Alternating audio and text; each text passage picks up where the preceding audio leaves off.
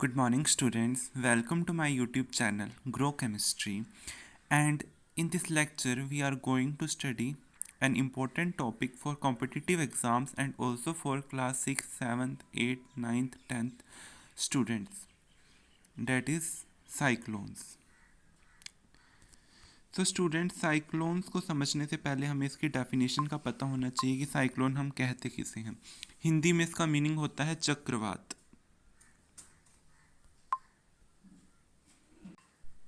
तो students cyclone होता क्या है? A cyclone is a general term for weather system. Cyclone जो है एक तरह से जनरल टर्म है मौसम विभाग के लिए, in which wind rotates inwardly to an area of low atmospheric pressure, जिसमें जो हमारी हवा है वो रोटेट करती है, घूमती है इनवार्डली मतलब अंदर की तरफ, to an area of low atmospheric pressure, उस एरिया में जहाँ पर एटमोस्फेरिक प्रेशर की वैल्यू कम हो। एटमॉस्फेरिक प्रेशर की वैल्यू जहाँ पर कम होगी वहाँ पे जो है आपका साइक्लोन जो होगा वो प्रोड्यूस होगा। मतलब वहाँ पे क्या होगा, जो विंड्स हैं वो आपकी रोटेट करेगी इनवार्डली अंदर की तरफ, तो उसकी वजह से आपका क्या प्रोड्यूस होगा, साइक्लोन। इस तरह से तो स्टूडेंट ये एक जनरल डेफिनेशन है साइक्लोन की, बट हमें उसकी डायरेक्शन भी पता होनी चाहिए कि साइक्लोन की डायरेक्शन कहाँ से कहाँ पर होगी।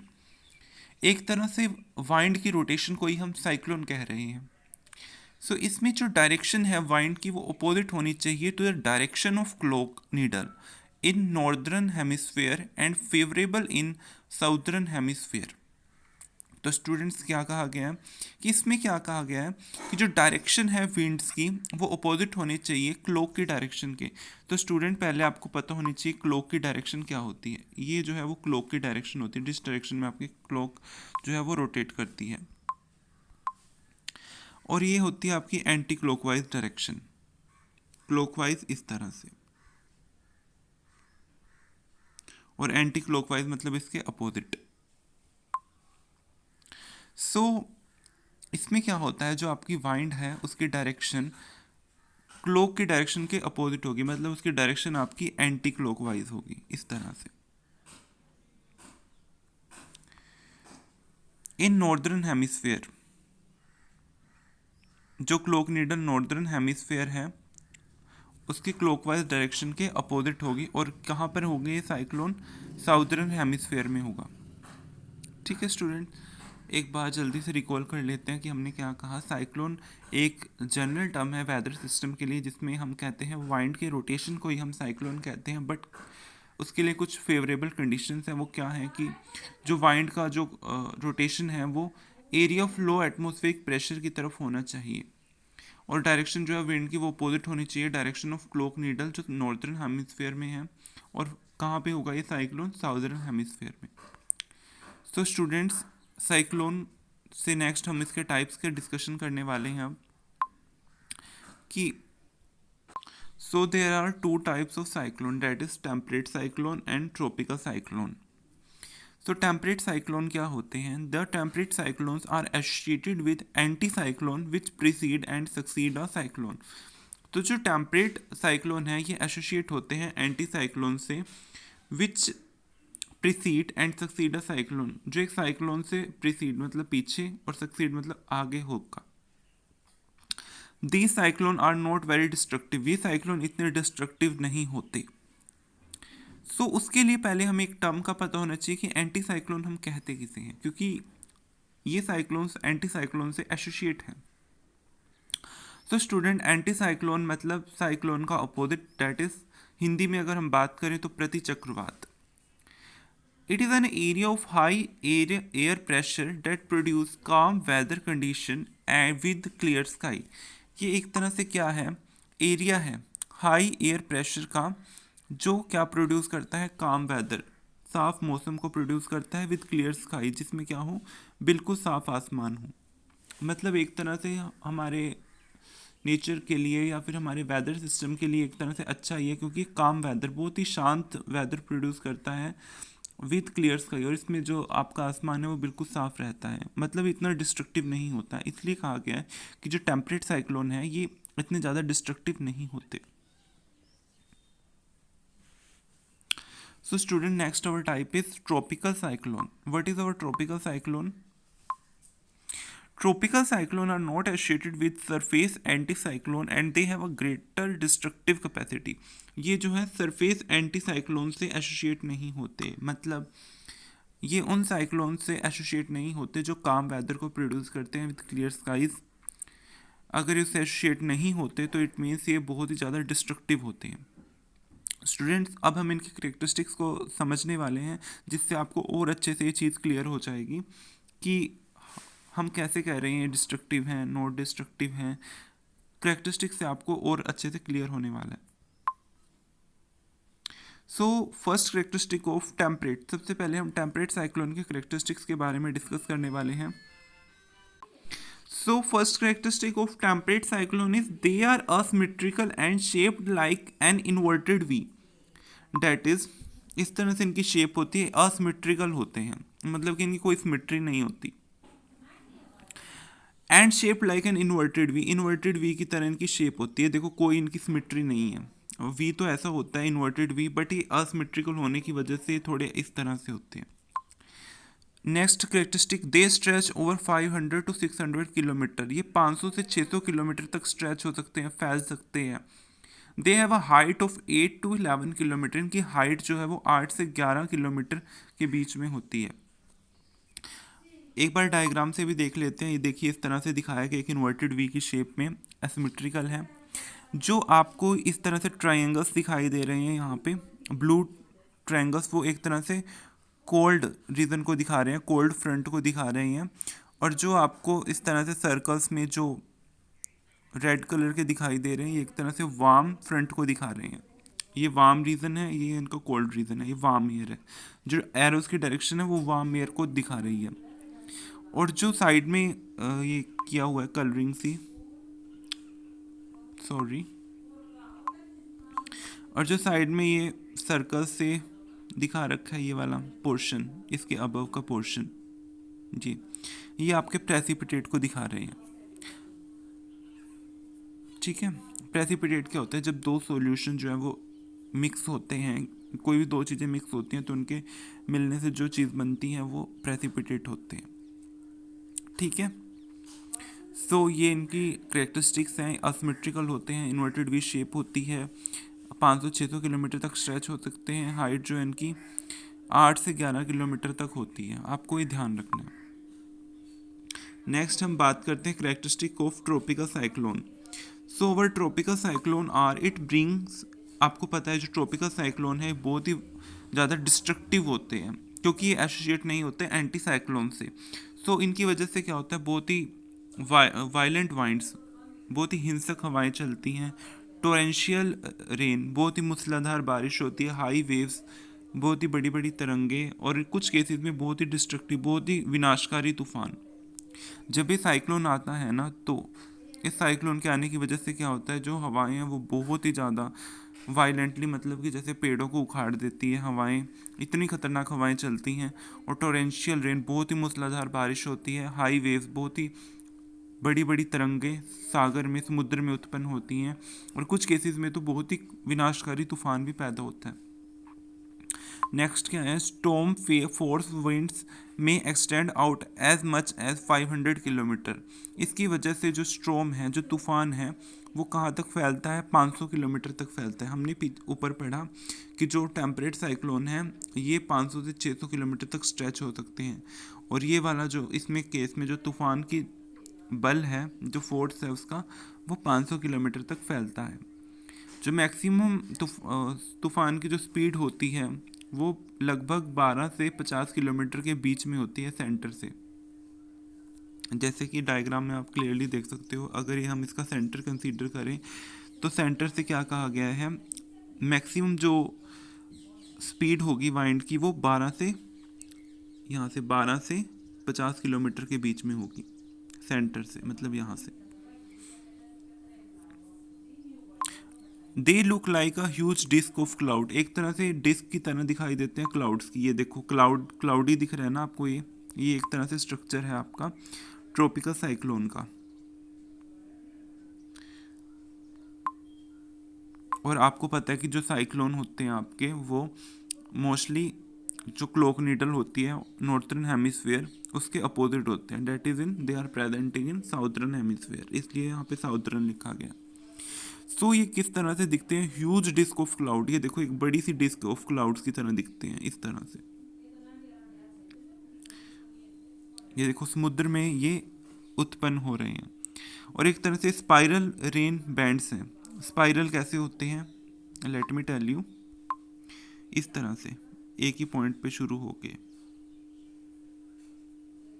ये 2D में है, अगर आप 3D में देखोगे इसको इस तरह से रख के तो आपको अच्छे से समझ आ जाएगा। और आई ऑफ साइक्लोन स्टूडेंट्स किसे कहा जाता है, जो सेंटर होता है साइक्लोन का उसको आई ऑफ साइक्लोन कहा जाता है।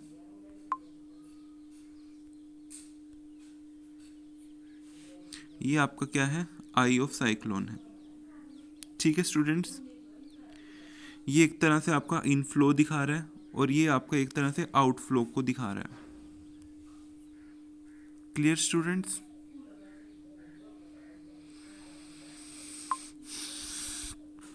ये आपका एक बार स्ट्रक्चर्स दोबारा देख लीजिए, बहुत इंपॉर्टेंट है, आपसे पूछे जा सकते हैं।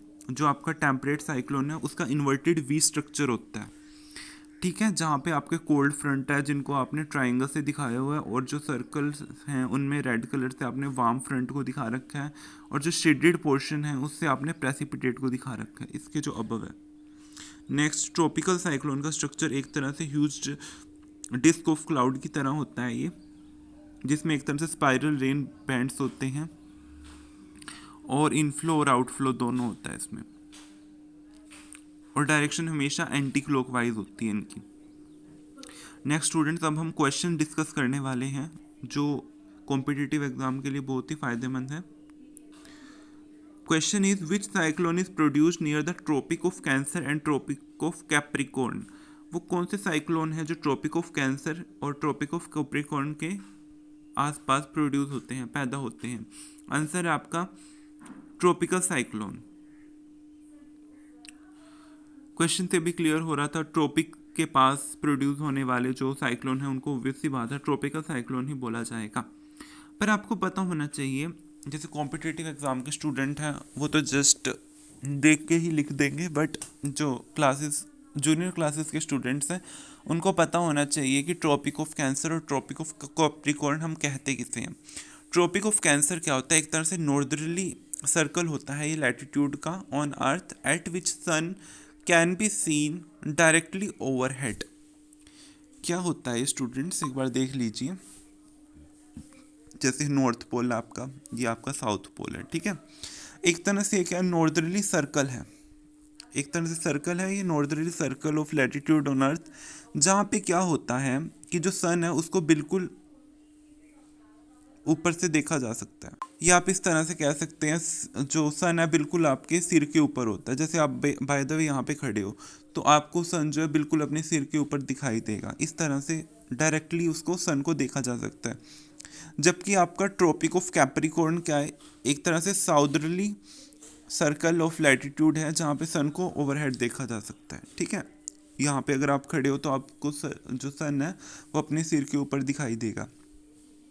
तो इस तरह से जो ट्रॉपिक ऑफ कैंसर आपको याद रखना वो नॉर्दर्ली सर्कल है लैटिट्यूड का, जहाँ पर सन को ओवरहेड देखा जा सकता है। जबकि ट्रॉपिक ऑफ कैप्रिकॉर्न में क्या है, एक तरह से वो साउदर्ली सर्कल है लैटिट्यूड का, जहाँ पे सन को जो है वो ओवरहेड देखा जा सकता है। ये चीज़ें ध्यान रखनी है। ट्रॉपिक ऑफ कैंसर आता है तो वो नॉर्दर्ली सर्कल है, ट्रॉपिक ऑफ कैप्रिकॉर्न आता है वो तो साउदर्ली सर्कल है। Next question is which reason is affected by typhoon cyclone.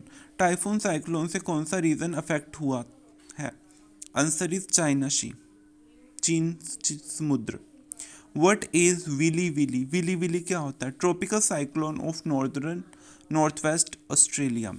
Willie willy जो है एक तरह से साइक्लोन ही है, वो कैसा साइक्लोन है, ट्रॉपिकल साइक्लोन है, मतलब डिस्ट्रक्टिव साइक्लोन है। They are not associated with anti cyclone. Tropical cyclone का मैंने आपको स्ट्रक्चर भी दिखाया कुछ इस तरह से। सो विली विली एक तरह से ट्रॉपिकल साइक्लोन ही है जो नॉर्थ वेस्ट ऑस्ट्रेलिया में पाया जाता है। ठीक है स्टूडेंट्स, एक बार डायरेक्शन बता दूं आपको, ये नॉर्थ है, जैसे साउथ ईस्ट वेस्ट, तो नॉर्थ वेस्ट में ये पाया जाता है।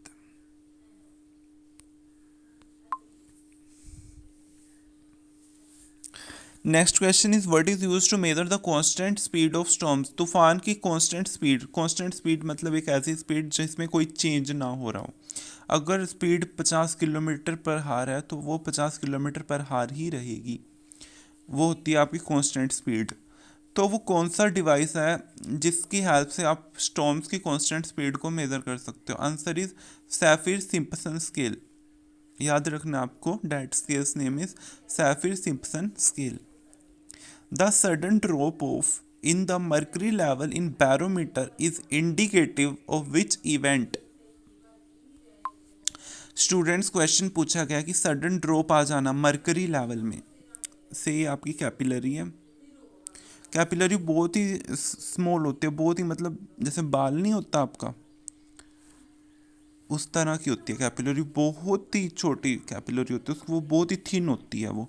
मैंने तो यहाँ पे इसलिए आपको थोड़ी सी थिक करके दिखाई है ताकि आपको ये दिख जाए, वरना तो इस तरह से होती है, एक लाइन की तरह ही। ठीक है स्टूडेंट, सो इसमें क्या होती है, मरकरी फिलअप होती है। मरकरी तो आपको पता है एक तरह से मेटल होती है जो कि लिक्विड होती है एट रूम टेम्परेचर। ठीक है, बैरोमीटर क्या होता है स्टूडेंट्स? जो प्रेशर को मेजर करने के लिए जिस डिवाइस का यूज़ किया जाता है that is known as barometer. Name से ही क्लियर हो रहा है, bar is the units of pressure. ठीक है, सो अगर मरकरी लेवल का सडनली ड्रॉप होता है, से मरकरी यहाँ तक फिलअप है, सो अगर एकदम से मरकरी नीचे गिर जाए, यहाँ तक आ जाए बैरोमीटर में, तो वो किस चीज़ को रिप्रेजेंट करता है? डेट रिप्रेजेंट्स द स्टॉर्म, तूफान को रिप्रेजेंट करता है। अगर आपके बैरोमीटर में मरकरी यहाँ तक फील है, से कहीं तक भी फील है, अगर वो नीचे गिर जाती है, कम हो जाती है, तो वो किस चीज़ को रिप्रेजेंट करता है? तूफान को। Next question is when do tropical cyclone occur in northern hemisphere. आपने अभी देखा कि जो ट्रॉपिकल साइक्लोन्स हैं वो सॉर्दर्न में पाए जाते हैं, बट इन्होंने क्वेश्चन क्या पूछा है कि जो ट्रॉपिकल साइक्लोन्स है वो नॉर्दर्न हेमिस्फीयर में कब देखे जा सकते हैं, कब पाए जाते हैं? ओनली इन कोल्ड क्लाइमेट, केवल जो है वो कोल्ड क्लाइमेट में, जब ठंडा मौसम हो उस समय पाए जाते हैं ट्रॉपिकल साइक्लोन। कहाँ पर? नॉर्दर्न हेमिस्फीयर में। ठीक है स्टूडेंट्स, क्योंकि नॉर्थ का टेम्परेचर आपको पता है, ग्लेशियर्स बर्फ़ वगैरह वो नॉर्थ साइड ही है, तो इसलिए।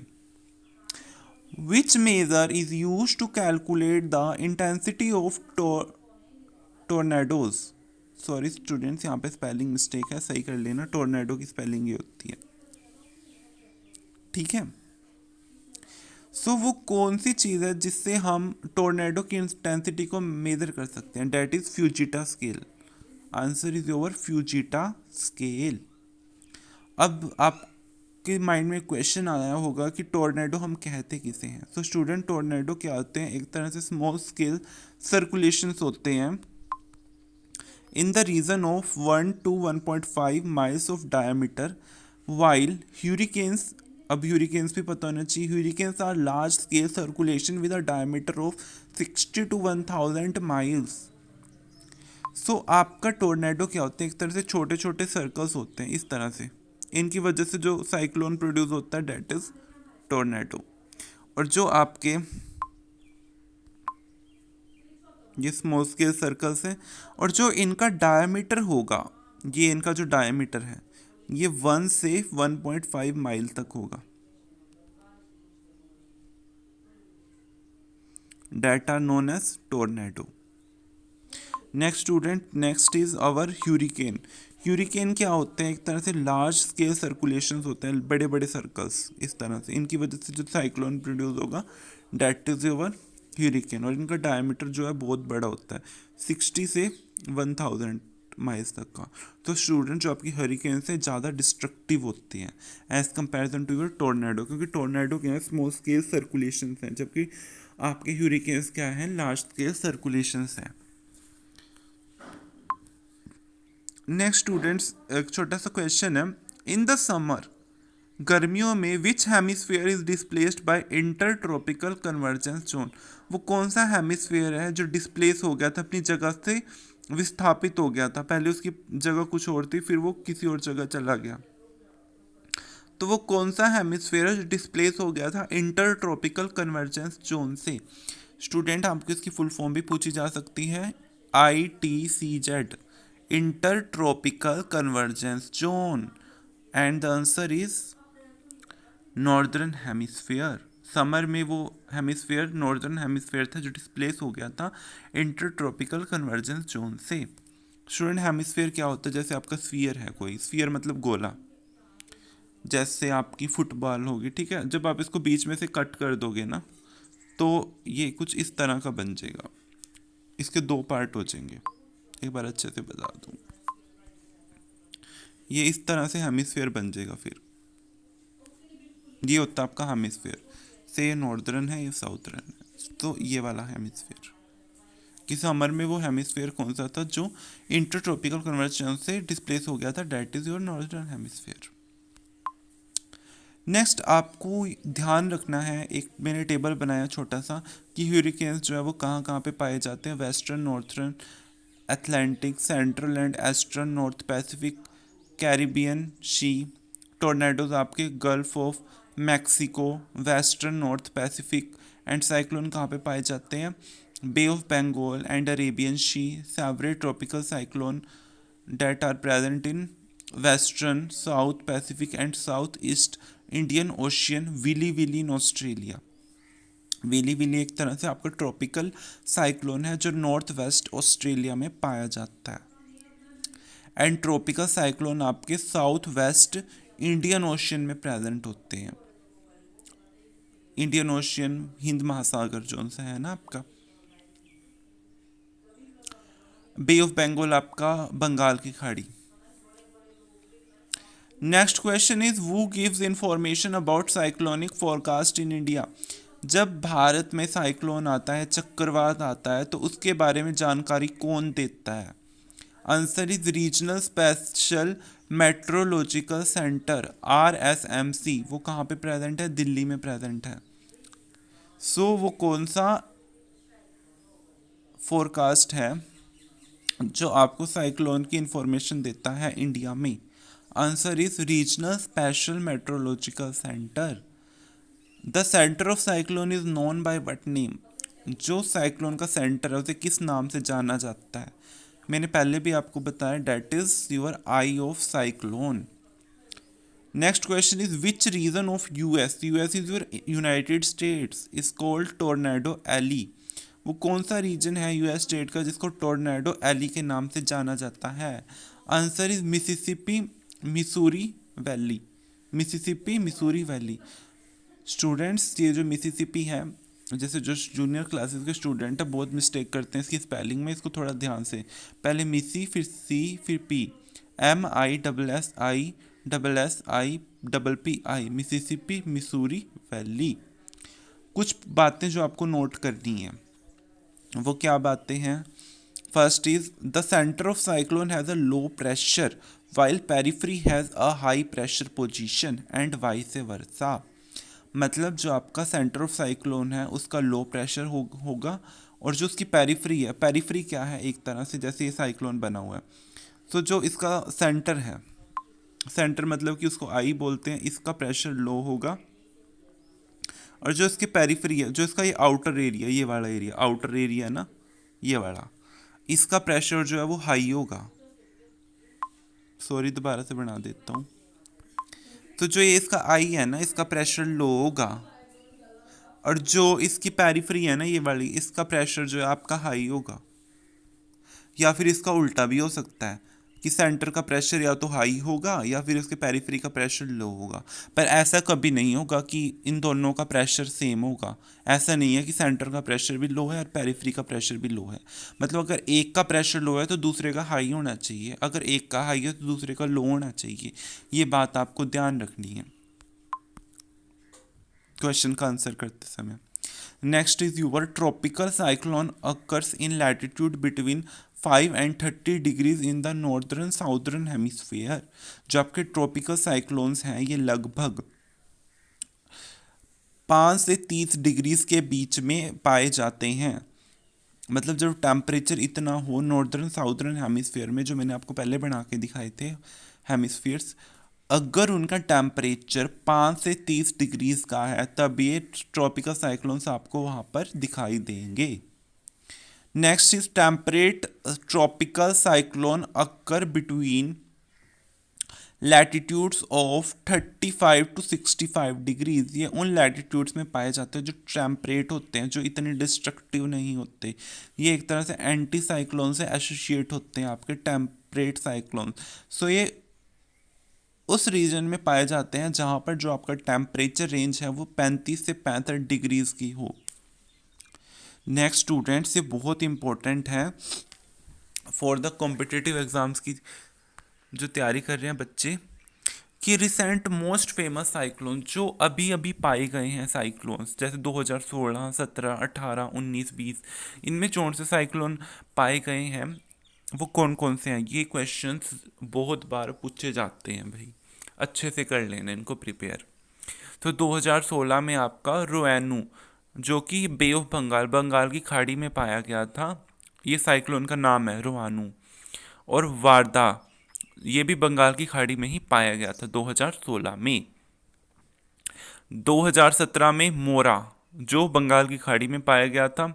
हार्वे, जो कहाँ पाया गया था, टेक्सास, एक सिटी का नाम है, यूएसए की, यूनाइटेड स्टेट्स ऑफ अमेरिका की। मैथ्यू, ये भी यूनाइटेड स्टेट ऑफ अमेरिका में पाया गया था। 2018 में तितली, इंडिया में पाया गया था। मिकुन्नू, इंडियन ओशियन में, हिंद महासागर में। सागर, जो कहाँ पाया गया था, सोमालिया में, गल्फ ऑफ एडन में। लुबान, जो कि अरेबियन सी, अरब महासागर में पाया गया था। 2019 में कौन कौन से साइक्लोन पाए गए थे। पाबुक, ये थाईलैंड में पाया गया था, म्यांमार में पाया गया था, अंडमान आइलैंड में पाया गया था। ये एक तरह से अंडमान और निकोबार आइलैंड क्या है, भारत की यूनियन टेरिटरी है, केंद्र शासित प्रदेश। और दूसरा क्या था, ये जो पाबुक है ना, ये ध्यान रखना क्योंकि 3 जगह पाया गया था, थाईलैंड में भी, म्यांमार में भी, और अंडमान आइलैंड्स में भी। ये मोस्टली समुद्र में जो उनसे पाए जा रहे हैं ना, उनके नाम आ रहे हैं साइक्लोन, क्योंकि चक्रवात जो है मोस्टली समुद्र में ही देखने को मिलते हैं।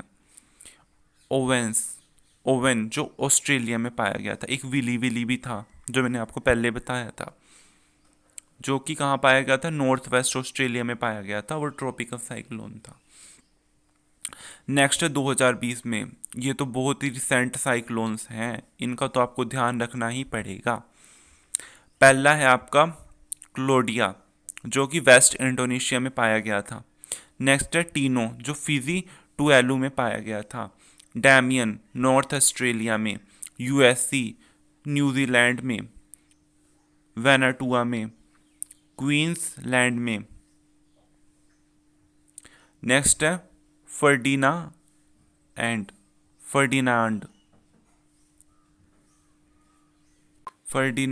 जो आपका सुंदालैंड में पाया गया था।